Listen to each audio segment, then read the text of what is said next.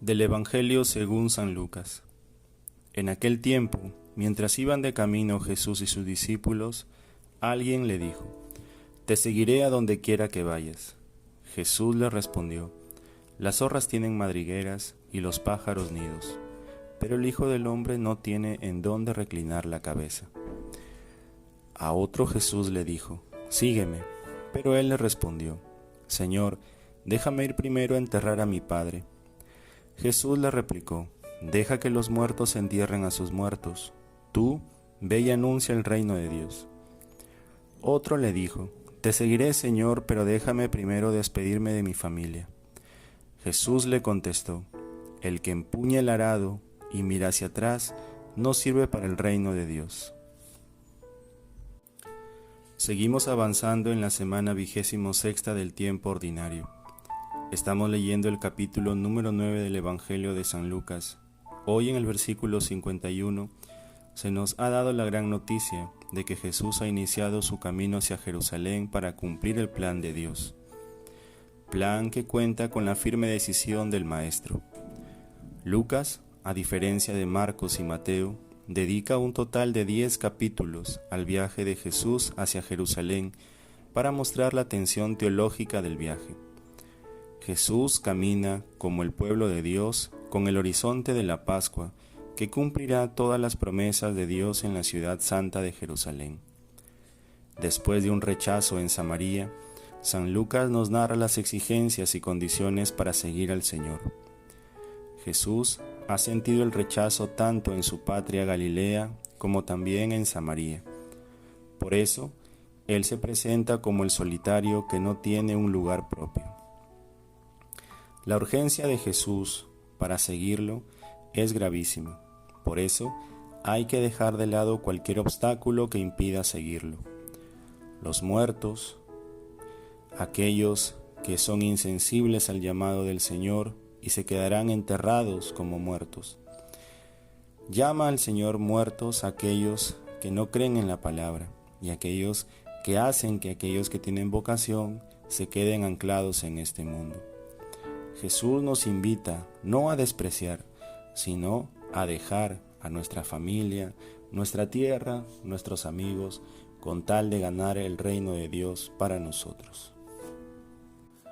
También hoy 4 de octubre celebramos en la Iglesia Universal la memoria de San Francisco de Asís, santo que se unió a Cristo en sus dones más íntimos, el hombre que se santificó abrazando la pobreza, el santo que reconoció a Dios en la naturaleza. Sin duda, el santo de Asís ha sido siempre una figura inmensa, importante dentro de la Iglesia, y lo sigue siendo hoy. Una significativa muestra de ello es que el Papa Francisco eligió su nombre para asumir el pontificado con el deseo de honrar su memoria y como una forma de pedir su guía e intercesión. El Papa lo llamó aquella vez hombre de armonía y de paz. San Francisco nació en Asís en el año 1182, en el seno de una familia acomodada. Su padre era rico, comerciante, y como mandaba la costumbre, él era el destinado a asumir el negocio familiar. No hubo mayores contratiempos en su vida hasta que las circunstancias lo forzaron a ir a la guerra. Fracasó como guerrero y cayó prisionero. Ciertamente no fue mucho tiempo que pasó en esa condición, pero su salud empezó a resquebrajarse. Su mal estado de salud precipitó el retorno a casa, envuelto en la deshonra. Allí, después de un largo tiempo de recuperación, empezó un proceso de transformación personal. En el contacto con la naturaleza y en el redescubrimiento de la oración, poco a poco fue entendiendo por qué su vida estaba vacía. Dios había estado tocando la puerta de su corazón hacía mucho tiempo sin que él se hubiese dado cuenta. Francisco entonces empezó a hacer cosas desconcertantes ante los ojos de sus habituales amigos, todas impropias de su condición social, por lo que más de uno creyó que estaba loco. Francisco comenzó a visitar a los enfermos, a los abandonados, a los pobres. El santo solía llevar a los desamparados comida y abrigo, pero un día se agotaron sus recursos, se despojó de lo último que le quedaba. decidió regalar sus propios vestidos y su dinero.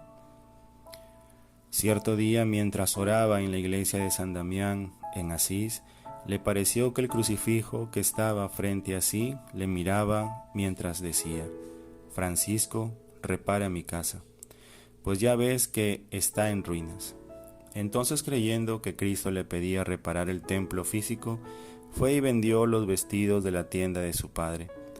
Luego llevó el dinero al sacerdote que cuidaba el templo, pidiéndole que lo deje vivir allí.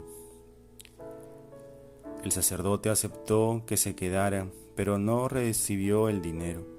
Entonces su padre, al tanto de lo que había hecho, lo buscó y lo golpeó furiosamente.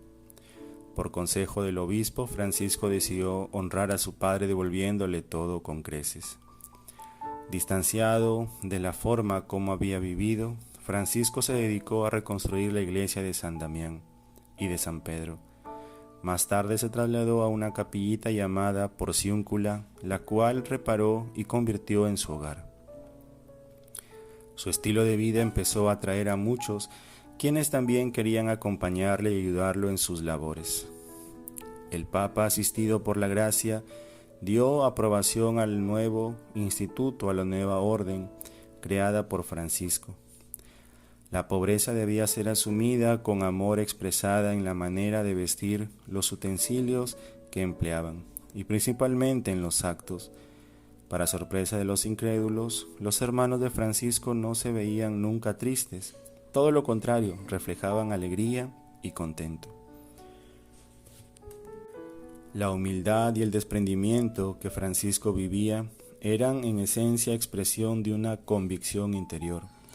Ante los ojos de Dios, el hombre vale por lo que es y no más. Cristo le concedió a Francisco el don de poderlo acompañar de cerca en los dolores de su pasión. Recibió de nuestro Señor los estigmas en carne propia.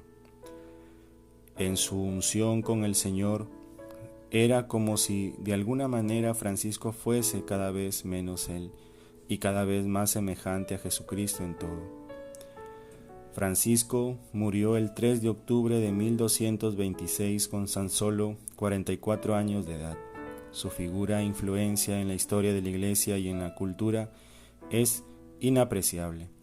Incluso quienes no tienen fe o no son parte de la Iglesia Católica reconocen en él a una persona extraordinaria. Pidámosle a Dios Todopoderoso que por intermedio de nuestro santo hermano Francisco nos haga crecer todos los días en el amor al prójimo.